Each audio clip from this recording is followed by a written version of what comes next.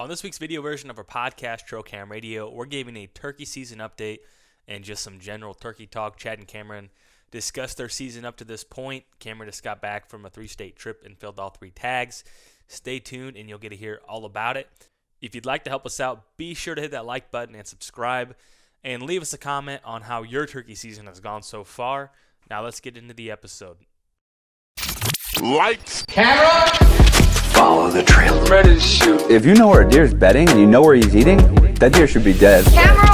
If you're passive on a deer, what you're doing is you're teaching them. I've got 30 bucks in the Michigan record book. Everyone but one has had at least one previous wound on his body. Some had as many as 4. Trail Cam Radio from the guys at Exodus. Hello, Trail Cam Radio listeners. It is May 4th? Monday, May 4th. Monday, May 4th, the Northeast Ohio opener for turkey season. I felt like it would never get here. The opener has now come to a close. It's about 1 o'clock in the afternoon, maybe a little after 1. And Cameron and I are back in the office, and we're here just to kind of all talk about turkey season. Cameron's been hard at it for 4 weeks, right? 4 weeks, 3 weeks? I went to Kentucky April 18th, so 2 weeks. That's it? Yeah.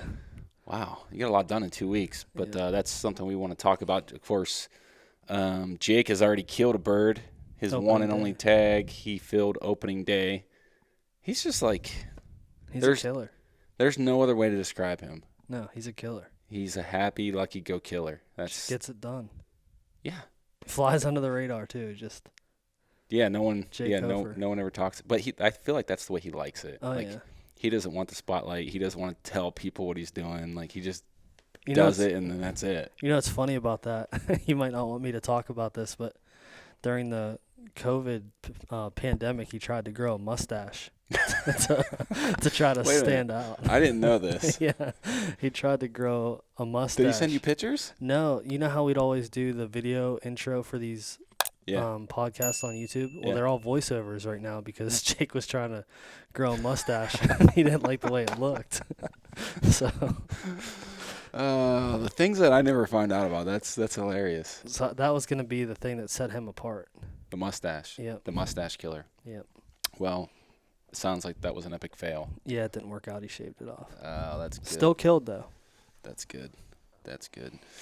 Well, let's start with talking about your season. I mean, you've started the earliest. You've probably put in the most work. You've definitely driven the most miles. Yeah, I'd say. So let's start from April 18th, I guess, Kentucky. Well, even so kind of before that meeting with Tanner Burns is kind of what struck my interest in traveling to hunt more. And he's chasing 49, going after 49 birds in 49 states, and he's going to be the youngest one to do it. And it kind of inspired me to want to travel and hunt more.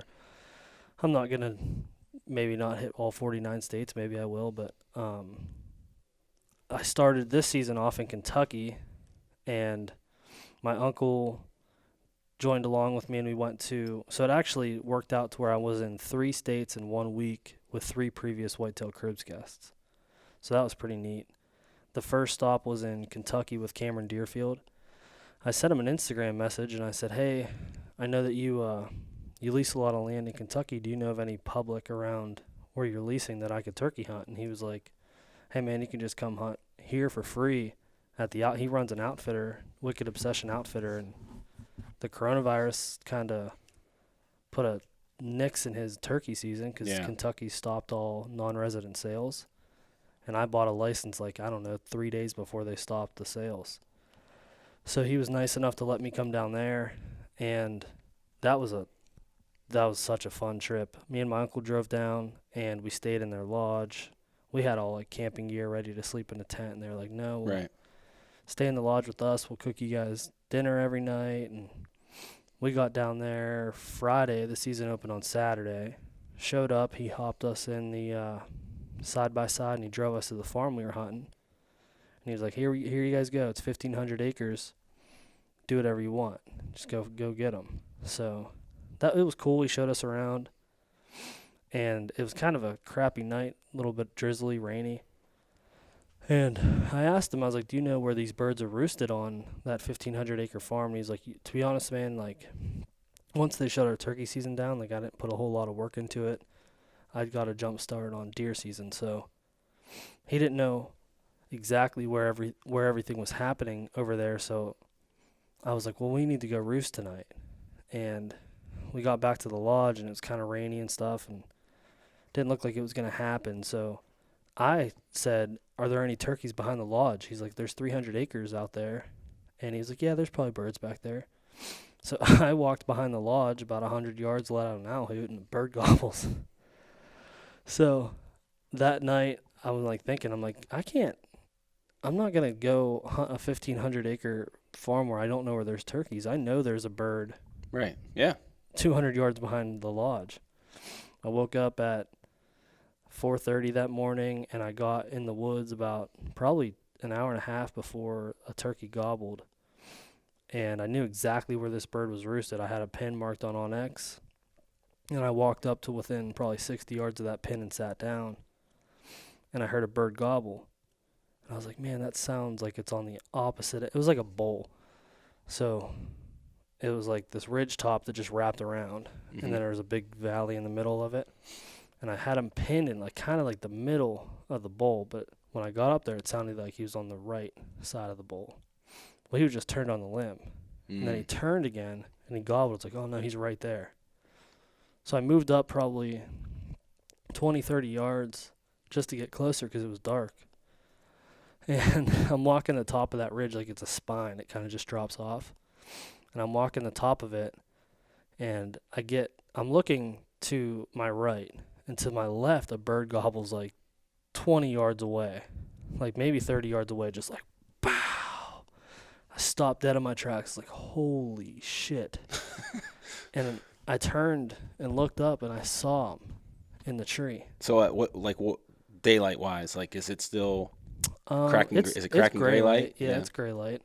I was like, I'm done. Toasted, yeah. Yeah, I'm pinned. This bird's going to spook, and that bird's going to spook. Yeah. And there's opening day in Kentucky. Well, there was a big tree right here, and I just dropped down. When that bird gobbled, he was looking the other way. Never knew I was there. So he gobbled off the side of the ridge. I circled around that tree and sat down. Meanwhile, this other bird, I'm 40 yards from him now, the one that I'm hunting, and he's just, bow, bow. The turkey behind me, bow. I'm just in between these two birds. And I'm like kind of looking up, because I'm trying to peek around the tree to see if this bird's looking my direction. He's still looking the other way, and I'm looking up, and I see a hen. And I'm like, okay, so longbeard, hen, longbeard, I'm in the middle of them. Never made a call. Never made a noise. That bird that I was hunting pitched off first. He pitched off pretty early. And I have a new and improved turkey gun this year, the red dot on it. And I'm ready. And I see him fly, and I get on him as soon as he's flying. And I follow him, and as soon as his feet hit the ground, leveled him. Dude, I freaked out. I went running, like grabbed my gun, ran over there. I was like, oh, fuck, man, I hope that's a longbeard. Because I just shot. Well, he was sitting there gobbling. I mean, if he would have been a Jake, you probably would have been able to recognize that. Yeah, or like I was thinking maybe there was a hen that I didn't see or something. I just shot this bird. Yeah. So it flies down, and I ran over there and grabbed it, and sure enough, it was a pretty good longbeard. So when you knew those birds were roosted, one of the things that Tanner's mentioned in that previous podcast were birds pitching off the roost in hill country, like always pitching uphill. So I assume that you wrapped around on top to gain access. Yeah, I was above him. Yeah. And he was kind of down on the side of the ridge, and he pitched right, not to the top of the ridge, but into uphill. the hill. Yeah. Yep. Yeah. And as soon as his feet touched the hill, I don't know if he took a step. That's pretty wild. Waxed them. That's cool as hell. It was so much fun. It was like, so Tanner talks about being a purist also, and he's like, I'm not a purist. I'll kill him however I kill him. Yeah. It was kind of weird that I didn't go out there with the turkey call and make turkey noises and try to get them to respond to me. But I think it was even cooler to be underneath them and them have no idea that you were there, pitch down, and just Like, Yep. had no idea Right. what was going to happen. So what did the other birds do after you shot? They stayed in the tree. What? They never flew. I went over, checked the bird, got him, called my buddies, I'm like having a good old time. Did they ever pitch down at all When I walked out, when you walked out? I put the bird over my shoulder and walked underneath them, and they flew. So they knew. I mean, they knew you were down They watched there me and do just- the whole thing. yeah. I imagine they were spooked enough to just stay up there because Right. they knew I couldn't get them. Right. Right. Yeah. I didn't know they didn't fly down. I figured like I shot and I was causing a ruckus, like ran over there as fast as I could, and I picked him up, and I'm like, Cameron calls me, and he's like, so it was funny. He drops my uncle off over at the other farm, and he gets back, and he's like, it's cold out here. It's like 32 degrees, wind's blowing. He's like, I just went back to lay back down in bed, and I put my head on the couch, and I hear boom. And he texts me, he's like, did you get him? And I said, hell yeah. The life of a guide. Yeah. So he waited for me to get back down there and checked him out, and it was so early when I killed him that I was like, let's wait for it to lighten up a little bit to take pictures. Yeah. So I went back, had breakfast, coffee, took a nap. My uncle's out there freezing and sitting in a blind trying to hunt birds that we had didn't really know anything about. So I took it upon myself to go find one, and it paid off. But that was cool. And that's how it all started. And when you start off in a new state that you've never been to, on a property that you've never been to, and you kill one the first 10 minutes into the legal shooting light, it's like It's a hell of a start. yeah, and you're thinking like, oh boy, it's going to go downhill from here quick. From there, we hunted Saturday and Sunday. Oh, Sunday. Yeah, Sunday we hunted. My uncle did not get on anything. Saturday we hunted night, and he stalked a bird he got within 5 yards of it. It was like up over a crest, and he popped up over the hill, and the bird was looking at him and flew away, and couldn't knock that one down. Hunted Sunday, didn't get on anything. We left Sunday. So actually Sunday morning we went back to where I killed mine, and there was another bird gobbling there, and we tried to hunt him, and he pitched down, and he left in a hurry. He must have been he might have been on to us, or he knew that last time, just yesterday morning when a bird pitched down and got shot. Right. So he got out of there in a hurry. So we decided that it was a good enough trip, and we headed out back to Ohio to hunt. That would be Monday, April 20th. So that was the opening day of Southern Zone. well, everywhere else but Basically. here. Yeah. So Basically. the rest of Ohio. And we were going there with Doug Clark, and this was a highly anticipated trip. And Doug was so excited to have us out there. Doug is now, sadly, the number 2 most viewed Whitetail Cribs episode. He was very proud to be number 1. But he was so thankful for what we were able to do for him and have him on the show, and he has 134,000 views at the time, and he's just tickled to death that he was a part of it. He felt like he was getting recognized. I remember his At a girlfriend Cavs or game. whatever, sent us a message, and someone recognized him at a Cavs game, sitting in the stands, hey, you're the Whitetail Cribs guy. Yeah. And he just, Doug's a cool dude. As humble as he is, I think that he was pretty proud of Oh being my able to be God. featured and have that exposure. He thought it was the coolest thing ever, and it felt so good for us to be able to make someone feel that way. Right. Yeah. And we got there Sunday night. He cooked us dinner. He's like, I just went and bought the best steaks in Ohio, so hope you're hungry. We had a great dinner, and we went up to roost some birds, and so he had these birds coming into his backyard is off this ravine, and they would just roost up on the ravine, and they'd mill around in his backyard kind of every single day for months before we got there. I show up, and he's like, dude, I don't know. These birds haven't been back in the last 2 days. And I was like, well, 2 days ago, Ohio youth season was. So, and the property that sits above him is 50 acres of public land, and he heard some people up there. So that probably had something to do with it. But anyway, we go up and roost, and we didn't hear any gobbles, but we watched two hens pitch up, and we're thinking, okay, there's 2 hens not 40 yards from us, so there's got to be a longbeard close. Woke up the next morning, got on top of the ravine and just listened. Not a single gobble. It was 32 degrees, cold.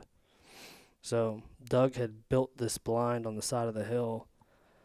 We decided to go sit in there, and we sat in there until 11:50. You can hunt until noon. And never heard a gobble, never saw a bird, and I only had one day because I had to go film a Whitetail Cribs episode. So that was kind of I felt bad for Doug because he wanted me to get one so bad.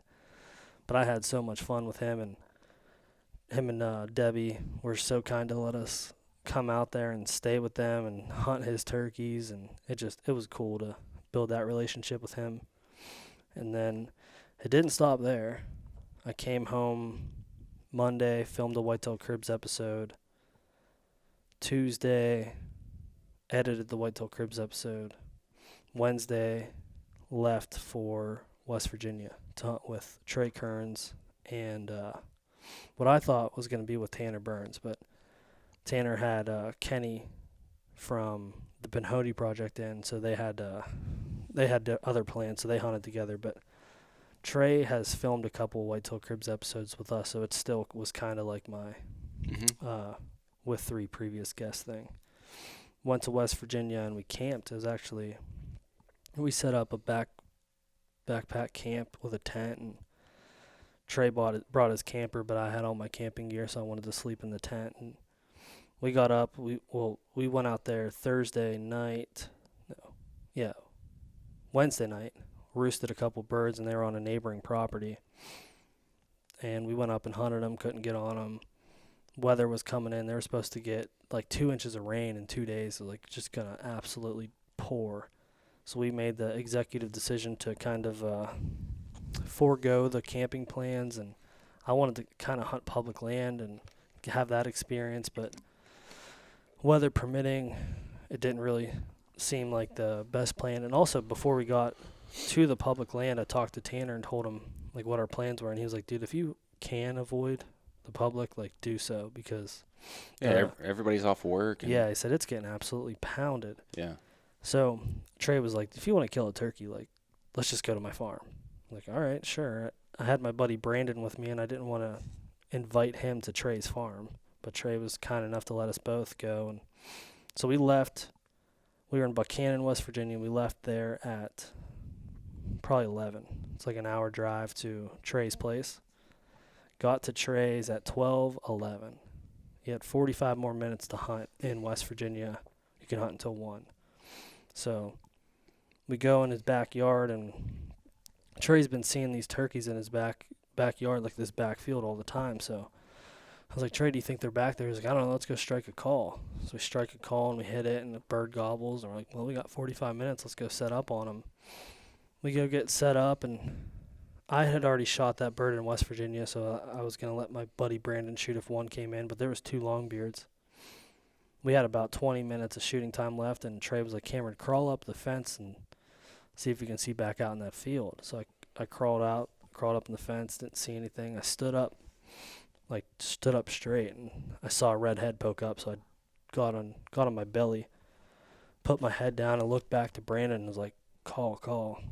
Called, bird walked right to him, and he waxed him at, 20 yards, 30 yards, and I stood up looking for the other bird, and the other bird was gone. I don't know what happened to him, because I had to put my head down in the dirt, because these birds, I could hear their footsteps, like, I'm not even kidding, like 3 yards away.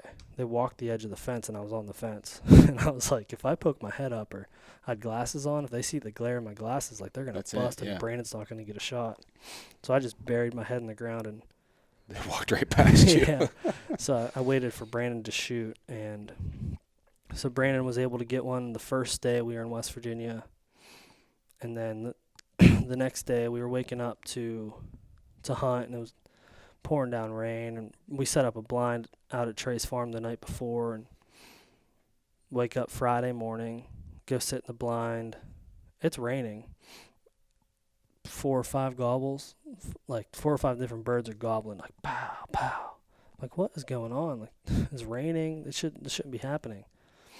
Sure enough, hour and a half in, I'm eating a snack, eating a granola bar, and I'm halfway through a bite, and Trey's like, bird, bird, bird, big bird, big bird.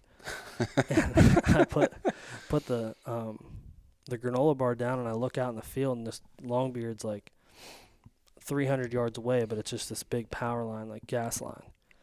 He's up on top, and we had our decoys out, and he just walked straight down the power line the whole time right up to us. He got to within 40 yards of us, and the way we're set up in the blind, like I'm on the right, Trey's on the camera, or Brandon's on the camera in the middle, and Trey's to the left.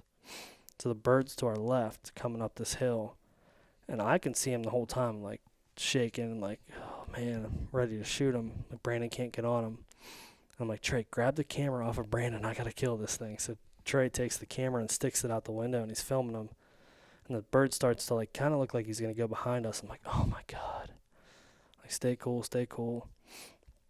Out of nowhere, I don't know why, he just turns straight and walks right back up to our setup, and I hit him I shot him probably at 20 yards, and it was the most epic footage ever. That's gonna be cool to release. Yeah, you can see the pattern. Just the wad hit him in the head, didn't it?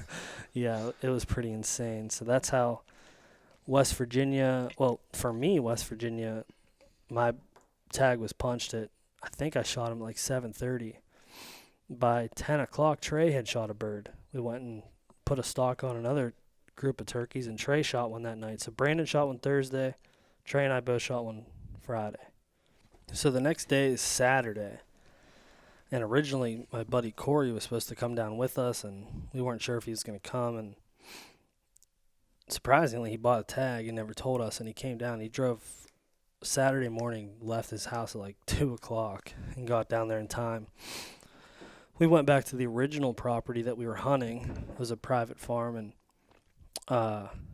we made a move on a bird Thursday and just couldn't get on him, but we knew where he was at, so we went back after him Saturday, and we got set up, and we get up in probably 300 yards from where he was. We didn't know he was there, and we're walking in, and we hear cluck, cluck, cluck, cluck. We look up, and there's a hen like right above us, and she flushes, and we're like, oh, dude, money. We just flushed the hen. She was here. He knew she was here, so we sat down. Called to him, pow, called to him, pow. We're like, shut up, he's coming. He knows she's here.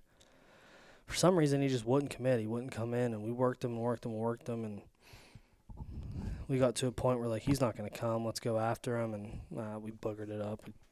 We messed that up. So that was it for West Virginia. We left there Sunday, came home. Monday, I went back down to Southern Ohio to hunt on Dan Bass's property. Mm-hmm. So this is Whitetail Cribs 3.5, because Dan wasn't there, but it was his property. So I went down there for an evening hunt, and I walk out into this field, and there's three birds strutting on the bottom of this field, and I'm up the top of it, and I crawled to get set up by a tree, called a little bit, and these birds walked up, and there were jakes. There was 3 jakes. They strutted around my decoy and walked off. That was pretty cool. And then I'm sitting there, and the neighbor's shooting guns, like, on the property line, just shooting pistols or ARs or whatever. I don't know. I even texted Dan. I was like, dude, I think I'm screwed. The neighbor's shooting, like, right there. And I set my phone down after that text and look up, and there's 3 longbeards out in the field working to where those 3 jakes were.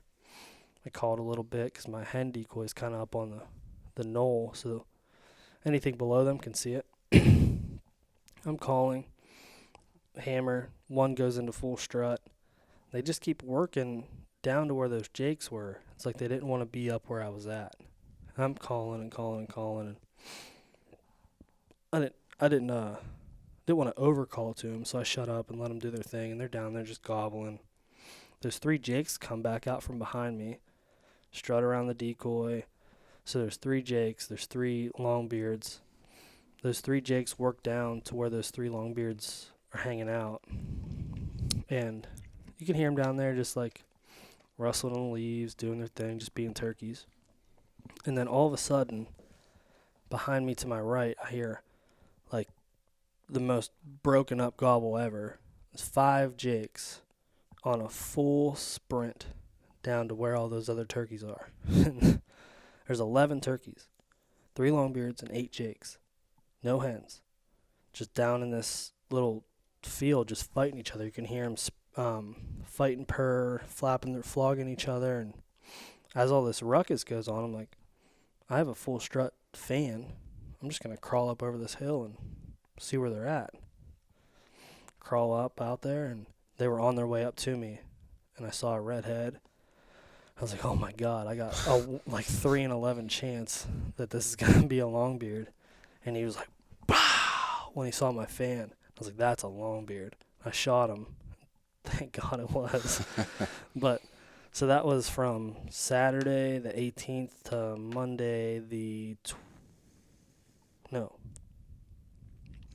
April 18th. The 27th. Yes, to the the 27th. I'd killed 3 turkeys in 3 different states. Pretty damn good, man. It was pretty epic style too. One was in the rain, one was right off the roost, and one was a reap. Yeah, that's pretty sweet. It was a lot of fun. So how many things is that off like your checklist? Well, like your goal list, I guess. 2. I had two states.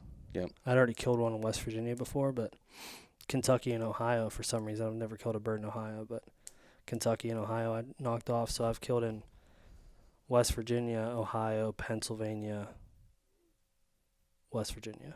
Yep. And I missed one in Nebraska last year, so I should be further along, but I've missed turkeys in more states than I've killed them. But that's how it goes. Then I got back, and I'm thinking, like, Pennsylvania's going to kick my ass now. It has to. I've had way too much good luck. Uh-huh. It's going that way. Yeah, you've I don't know, you shared some of the stuff that happened already in the first 2 days, because they opened this past Saturday, yeah. which was the 1st, I believe, May 1st? May 2nd. And then they're closed on Sunday, and then they open, you have your second day on Monday when everybody's back to work. I would have thought today would have been a good day. The weather's crappy here. I'm sure the weather's not. Yeah, it was not the the greatest over there. It was the same up there. Overcast, pretty damn cold, no sun. I thought the birds would be on fire because it was the nicest day of the year so far yesterday. Yeah. And I thought they'd be all warmed up and ready to go, but I don't know. I heard 3 or 4 gobbles. That was it. It was pretty dead. Yesterday. This morning. This morning. Yeah. Yeah, that's about what we heard too. We had I went out and listened for birds yesterday morning on that piece of public that I hunted last year. Pretty much in the same area. One of the areas that I hunted last year. That was just a good, sensible place to start. There's birds that strut there on the inside corner of a field, and I had a bird roosted there last year. So that's where I started yesterday morning, and right at 5:45, boom, there's 3 different birds gobbling. 2 of them pretty close together, maybe roosted in the same tree. I was probably 150, 200 yards away. And then I also heard some hen yelps. I'm like, all right, well, there's 2 birds there. There's hens there. Like, I'm just going to go back to the truck, circle around to the next parking area, and then as those birds work away from the roost tree, I'm going to go in and look, and I'm just going to set up between them. Like, I don't have to be tight, but – and at that time, I was talking to Jason. Jason had met me over at the other parking spot, and then those birds actually worked towards the road where I was parked. So when I was first set up and heard the first gobbles in the morning, I was south of them, and I drove east. I guess I drove northeast. I ended up northeast of them. Well, those birds worked directly east from their roost, and I had one gobble. I was sitting there talking to an Amish guy. There was an Amish guy walking down the road, like he pulling a wagon with his kids, and it's not maybe barely 7 o'clock, and we're talking a little bit, and then I hear a hen cutting like 40 or 50 yards, like down the field edge in a woodlot. So he moseyed on down the road or whatever, and then 10 minutes later, one fired off right there. Wow. I'm like, all right. Well, I sat there for a while, and then Jason showed up. Well, as those birds went quiet, I don't know where they went, but we waited for probably 40 minutes, didn't hear anything. And then we circled back around, back to the south, and went in and picked there were there's a creek that runs down through there, and there's like a 40-foot elevation change that drops down into a pretty open bottom, and there's a bunch of roost trees down along the creek, and then they just pitch down into that bottom because it's nice and open. You can't really see anything. So we went and made a makeshift blind, whatever, yesterday, and then went back in there this morning. And the birds gobbled this morning, but they gobbled late. The first bird didn't gobble till probably 6 o'clock, and that's about when they shut up yesterday morning. And they weren't where we thought they were. They weren't in the same place as they were yesterday. They were another 200 yards to the north up the creek, but the hens were still there.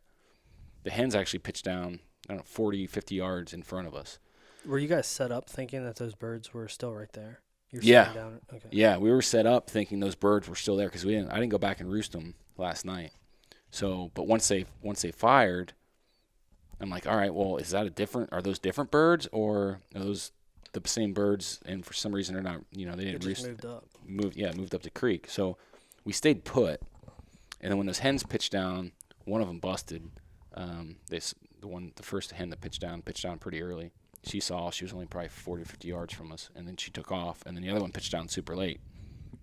But we waited, and at one point, one bird was gobbling. He was coming to us. He was coming towards the hens, and then there was another bird behind him, like where they originally roosted. That bird came in probably to, I'm going to guess 100 yards or so. So there was a bunch of scratching up on top of that hill in that woodlot where they were working to the east yesterday. So we thought that they would come up there. The tom was going to come to the hens, and then they'd meet up, and then they'd work their way up that. So we waited there probably till 7:30, 7:45, and everything got quiet. Well, at that point, we'd already heard a couple shots. Nothing was being audible in the woods. So I was like, well, let's go down and see if we can find a roost tree to see where those birds were this morning. Yeah, just to see. I'm like, they're already, there was a shot there. Nothing's making any noise. Like, let's just go see. Like, if we booger it up, we'll just circle back around and cut them off where they're going, Yep. So we go down there, and we're walking along the edge of the creek, and boom, we hear a gobble on the other side of the creek. So we're like, oh, he's probably 150 yards. He's semi-close. And then we hear a bunch of hens yelping, probably, I don't know. It was a little ways away, but it was on the other side of the creek too. So they were both on the other side of the creek from you. Yeah, the hens and the gobblers were both on the other side of the creek, but they easily had 200, 250 yards between them. Okay. So the hens were, like, if we're facing where the gobbler or the tom is, the hens are behind us on the other side of the creek. Okay. So we're like, get in a good spot. Could be in a good spot. So Jason dropped back behind me, and I got set up to shoot across the creek. It's a small creek. It's probably only 15, 20 yards wide, you know. So I sit up on the edge, and Jason drops back and starts. He's a pretty good caller. Like, he's doing kiki runs and yelping and cutting. He's a lot better than I am. But anyways, he gets this bird. It gobbled probably 4 or 5 times in probably 30 minutes. And at one point, he was inside of 50 yards, maybe 50 or 60 yards. He was close enough to where I took the safety off my gun, but I could never see him. He was gobbling there. He was just going back and forth, back and forth, back and forth, He wanted you to come to him. Yeah, he wanted us to. So after a half hour of that, I was like, Jason, I dropped back. I'm like, dude, we need to get on the other side of the creek. So we ran down the creek, found a log to crossed the log, got set up, tried to cut the distance to where we thought the bird was. So we probably went, within 100 yards of where we thought he was. He gobbled one time, and he was just to the west a little bit. So we're like, all right, game on. Like, he's by himself. These hens are behind us now. Like, we're between them. Like, and he's gobbling. We should kill this bird. So we, after the last time he fired off, we tried to get a little bit closer to him. So we went another 40 or 50 yards, and then I seen a bird coming through the woods. I'm like, just be quiet. Let's just sit down. And there was a hen that was working from where the gobbler was gobbling, working back towards the creek. To where the other hens were? No, back where we came from. Oh, okay. Well, on the way through there, we actually passed a nest. There was a nest there. So I assume one hen was going back to sit on her nest. This is 8:30 now, something like that, maybe 8:45, something like that. Probably closer to 8:30. So as that hen's working back towards the creek, bird's not gobbling now. So the hens are still making all kinds of ruckus. So I was like, oh, let's go further to the west. Maybe there was a line of private there that we couldn't really go much further. So I was like, let's go up that line of private. Maybe he's going to circle back around and get away from this creek or whatever. So we go up there, boom, he gobbles again, but he's further away. Now he sounds like he's in the private. So we get over within 30 yards of the private. We could see the posted signs. Sit down, and all of a sudden, there's a dude moved in behind us. On the public? He's on the public. He's probably 80 yards from us with a box call, just yelp, yelp, yelp, yelp. Like, yelp, yelp. Every 2 minutes. Same cadence, like 3 yelps, 5 yelps. 3 yelps, 5 yelps on a box call. And Jason, like, what in the hell is this guy's doing? We sat there for a half hour. That bird never gobbled again. Even the hens behind us, like, there was nothing. They all shut up. Everything shut up. So at like 9:30, we were like, all right, well, it's over. Let's. And you heard a shot, didn't you? We heard 5 shots this morning. So the 3 birds that we heard on the roost this morning, 2 of them were somewhere 150 to 200 yards away. They were fairly close. There was one that was further away that gobbled 2 or 3 times, and a shot came from right there at like 620. So that bird's probably dead. Yeah. But then when we were still on the east side of the creek, when that bird was working closer to us, coming towards those hens, we heard a shot that probably came from the edge of that private. We actually think the bird that we worked later in the morning was probably shot at. That would make sense. That's what I'm assuming. Yeah. And it could have been the guy on that box call. Maybe. I don't know. Not sure. Not really sure. But there's turkeys there. We should have killed one. We didn't. Sounds like a good opening day, though. Yeah, I mean, it was. I mean, got action. We were in the game. We were just on the wrong side of the damn creek. Yeah. So I think the plan for tomorrow, the problem is it's a really long walk to get back to the other side of the creek from any access points. And if you don't kill I'm surprised we heard that much gobbling on the ground today. Yeah, you said there was 14 vehicles parked around. 14. I drove the 1 square mile loop around that block, and there was 11 vehicles, and then I passed 2 hunters driving on those same roads, so 13. 13 vehicles. Yeah. In 1 square mile. And I was in Pennsylvania where it was me, 1 other guy, and then 2 guys sitting in a blind, and birds did not gobble. That's what I told Jason. I mean, this is the 2nd year that I've hunted there, and I've been on birds every single time I've been in those woods. I had a bird. Well, I bumped a bird opening day last year. Went back in and hunted him the 2nd day, and somebody else shot him when he pitched down. And then I screwed one up, boogered one up that I should have killed last year. And then the 3rd bird there was gobbling on the roost, went in, made some moves on him, and somebody else moved in. Yeah. Boogered it up. So there's birds there. It's just if you don't kill them on the fly down, like they're hard to kill. It's gonna be hard. Yeah, there's just so many people in there. And it sounds like you have a lot of hens there too. There are a ton of hens in there. It's hard to compete with the real thing. Yep. So I think the plan tomorrow is go over to the east side, park, walk the 1.5 miles or whatever it is back in there, and get set up on the edge of that private, facing the public. There was a bunch of scratching in there just from this morning. So are you gonna try to roost? I would like to. I don't know that I will. I don't know. That's the problem is there. If birds will roost on either side of the creek. Yeah. Or over top of the creek. Yeah. Like if they pitch down to the wrong side, like you're pretty much out of it. Yeah, that's hard. And turkeys don't like to cross the creeks. We thought, looking back, when we had that bird fired up and we were on the other side, we should have just crossed and not tried to. Went after it. Yeah, we should have just went after him instead of trying. We were just trying to call him, not necessarily over the creek, but just if he would have got to the edge, we could have killed him. But we could. He probably knew that was there, and he was. Like, 100%. Yeah, he's like, I'm not. 100%. It's that turkey either has to cross the creek and come to me. Yep. Or I don't really want to deal with it. Plus, there were hens on the other. You know what I mean? Yeah, there were hens on the other side, so he had options. But nonetheless, it was a pretty good opening day. I mean, it would have been better if we would have got one killed. I thought we would have a chance of killing 2. On on the fly down. Yeah, if you had two birds roosted together. With the hens, I thought if we got in there tight enough and got between them, like it should be over at 6:15. Like when you heard those birds gobble and they were further away, could you have moved closer, or did you just think like, okay, they're scratching here, there was hens here, they're gonna come? Well, we could have moved, but when they were gobbling on the roost, we could have made a move because it was still dark enough. We could have cut probably 60 yards off.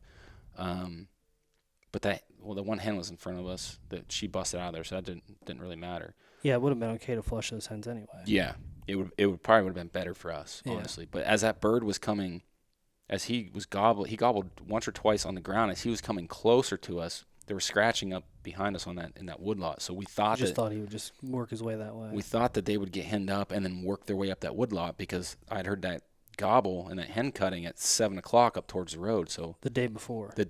So I thought they would come this way, but they went the other way. Yeah, it's so hard to like you can go either way there. You could say, okay, let's get closer to him on the roost and end up screwing that up and busting them. But well, that's what we sat there and talked about it for a little while. So we stay patient, or we just go at them, and we decided to be patient because we thought, okay, well, if they don't come this way, then we'll make a move later. An hour later, we'll live to hunt another day. Right, and then even if we book it up, we'll come back, tomorrow, Tuesday or Wednesday to hunt them. But yeah, in hindsight, we probably should have just went at them. Yeah, and I always like toss and back and forth between that, and like I just can't listen to a gobbling bird and not go to him. I'll try to get as close as I can in the dark.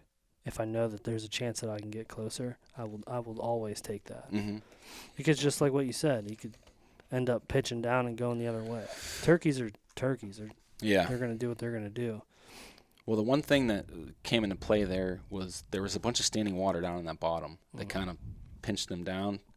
So it was really, they were either going to come to us or they were going to go across the creek. Yeah. So they went the other way, but it kind of is what it is. But we got tomorrow. But we were just talking about how, so Northeast Ohio, Trumbull County, Geauga, Ashtabula, Geneva?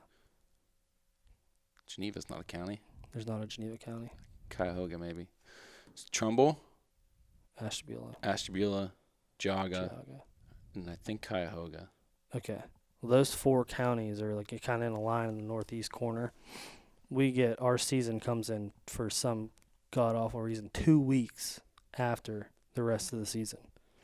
So we're thinking like, okay, the one good thing about that's the weather's usually a little bit better. Tonight it's going to be 34 degrees. This Saturday, what's that, May the 12th? No, May 8th. 8th. The May 8th, it's going to snow. It's going to be 29 degrees at night. Yeah. I know, it's crazy. It was 45 this morning, or 45 at noon or whatever it was, and I was way underdressed. I was shivering out there. It was pretty cold. Yeah, I haven't hunted like a warm day yet. Like West Virginia was kind of warm, but it was rainy. When I killed my bird in Kentucky, I was on the tree like shivering like a leaf. Yeah. It was windy as hell. It was windy today too. Yeah, it was howling today. I mean, for the conditions and the pressure, I was surprised we heard that much gobbling on the ground. I was completely shocked. Yeah, that's good. I'll be curious to see what it's like tomorrow. One, that it's colder at night, and two, after they had 14 people chasing them. Yeah. Well, I think tomorrow, if I'm going to go in, like I said, from the east or from the west, and if I don't kill one by 8:30, then it's probably over. Yeah, I think I'm going to take a few days, maybe a week off. You a little burned out, are you? No, I just have to get caught up on some work, and the weather's not going to be good, so I don't want to burn myself out doing that. Yeah. Because Pennsylvania's going to be a grind, dude. That property, I haven't killed a turkey there since 2016. I just got the Facebook memory sent to me the other day and just rubbed it in. That property just, it's the same property that I talked about in deer season. I'm romantic about it. I've killed my first everything there, my first squirrel, my first deer, my first turkey, my first anything. Mm-hmm. I've killed it all there. And I want to kill one more turkey, and then I'm never going back. It sounds like I mean, I've walked that piece, and just the stories through deer season and 2 days of turkey hunting. It might as well be public. It is. Like Yeah. it's probably worse because you're confined. Like you're confined there to 500 or 600 acres, and there's countless people. Yeah, because people get like, I'm on a private farm. Yeah, I'm on a private farm. exactly. Barely. Yeah. I drove past the farmer, like, the one day, and he wouldn't even look at me. Like, I'm on his property. I got like a backpack, a tent, and stuff, and like, he wouldn't even look at me. He doesn't care. It's so weird, dude. I didn't tell you the story last night. So I took the kids fishing last night, or my wife and I took the kids fishing last night. Where'd you go? That farm pond, that private piece yeah. across from the airport. Mhm. Well, we get there. Your story, like the private thing and the farmer, just jogged my memory. That's why I didn't raise birds last night. I was with the kids. But so we get to this farm pond, and there's a gate. You know, that property's long and narrow. It runs south and north. So we get to the gate, and there's a padlock on it with a new, like, no trespassing sign, like on the gate. And then way in the back, there's a camper set up. And the property owner had told us that his sister was going to pull a camper in there and stay for a month or two or something. They were building a house, and their other house sold. I forget the whole story. So anyways, the gate's locked with a master lock. It's never locked. There's just a gate there. So my wife calls the property owner. She's like, "Oh, they probably just put a lock up there. They're probably not there. Just go around." So they have like several bollards set up with chain going like just through. And so I just unbolted it, put it on the ground, drove around the gate. Yeah. Get back to where the camper is. There's 3 vehicles there and a bunch of stuff outside. Drive around the camper. Well, my in-laws are behind me, and they go around the camper. And all of a sudden, like, I'm in the front a little ways ahead, and I look in my mirror, and I see a guy standing out, like, throwing his arms up at the end of his camper, just, like, doing this, like, flailing. I'm like, so mind you, like, 3 weeks ago we took the kids fishing there, and those people were there, like, in their vehicle. And when I stopped and introduced myself and said, "Oh, you know, Andy gave me permission. I've, you know, written a signed permission slip from Andy and Andrea. You know, we just fish here once in a while, and no big deal." Talked to them, super nice people. So driving around a camper, like, it was no big deal to me. Like, I've already talked to the guy. Yeah. So I drive around and park, and there's a woodlot that separates the camper from where I parked, where the pond is or lake is or whatever. I don't see my father-in-law's vehicle. So my wife calls him, and he's on the phone. He's like, "I don't know what the hell this guy's problem is, but he's flipping out. He doesn't want anybody back here. I don't know what the deal is. Blah, blah, blah." I'm like, oh, jeez. So I'm like, all right, well, I'll go up and talk to him. Like, maybe he thought he was just somebody random. Yeah. You know, I don't know the story. So drive back to the camper. He's not out there. So I knock on the door. Like, nobody's coming to the door. So I knock on the door a little harder. The guy comes out. He was like, he's like, "Well, we're set up back here camping, and we can't have any trespassers. This is private property." And, like, getting kind of shitty with me, you know what I mean? And I'm like, "I talked to you 2 weeks ago. I have a signed permission slip to be here. I'm not trespassing. We're allowed to come here. We have our kids. We're just going to fish. We'll be out of here in 2 hours. It's not that, it's no big deal." He was like, "Well, you don't understand. I have all this expensive gear here, and we don't want people to know that we're back here. We have this giant camper." because I have all this expensive stuff, and it's laying out. I'm like, so I said, "You realize there's 2,000 people that drive down this road, and you park the camper where you can see it. Everybody that drives down this road knows that you have a 60-foot camper back here. Like, I saw. If you had half of a brain, you'd think you would have parked it behind the woodlot where no one would see it." Yeah. He was like, "Well, this was the best spot to set it up." I'm like, "We have signed permission from Andrew and Andy and Andrea to be here." And he was like, "I know. I'm on the phone with him. My wife's on the phone with him right now." I was like, "You know what? Don't worry about it. We won't be back." What? Just laughed. Like, what an asshole. So we went to Mosquito Lake instead and let the kids fish there. But If you didn't want people, like, so first of all, you're already back there. You already know they're there. So what's the big deal at that point? I told my wife, I would never do this, but I want to just go back and shoot his camper with paintballs or something. Yeah. Like, my wife was more mad than I was. She was not happy. She probably would have been pretty fired up. The kids were all crying because they couldn't go fishing. Oh, man. I would have just sent the kids to him. Said, this is what you're doing Yeah. over your camper. Look at this. Well, I didn't expect, like, I thought once I knocked on the door and he seen me, Like, he would all have, right. Oh, man, hey, sorry. yeah, like, oh, I talked to you a couple weeks ago.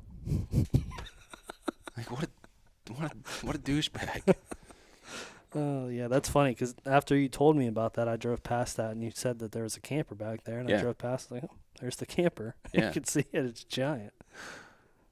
Big white camper. That's funny. Terrible.